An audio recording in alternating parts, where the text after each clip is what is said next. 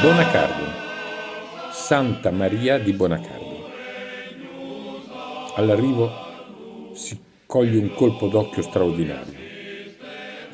Nella grande piazza, infatti, si fronteggiano e convivono con una strana ma esaltante armonia sia la Basilica di Santa Maria di Bonacardo, sia il santuario bizantino di Nostra Signora di Bonacatu. La chiesa faceva parte del complesso del monastero camaldolese di Santa Maria, affiliato all'abbazia di San Zeno di Pisa, e che venne fondata per volere del giudice arborense Costantino I.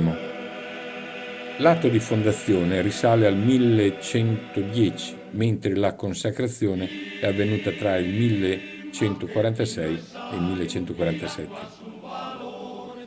Per capire l'importanza della Chiesa è sufficiente dire che alla consacrazione presenziarono Barisone I di La Conserve, l'arcivescovo di Pisa Villani, legato pontificio, diversi presuli sardi e tutti i giudici sardi.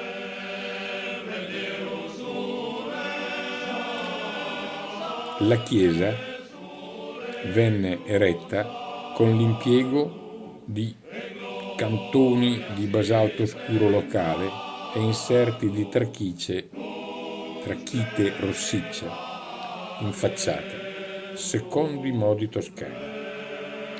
Sono questi inserti di trachite che danno un aspetto curioso alla severa facciata. In altra parte torneremo sullo straordinario santuario di Nostra Signora di Bonacardo.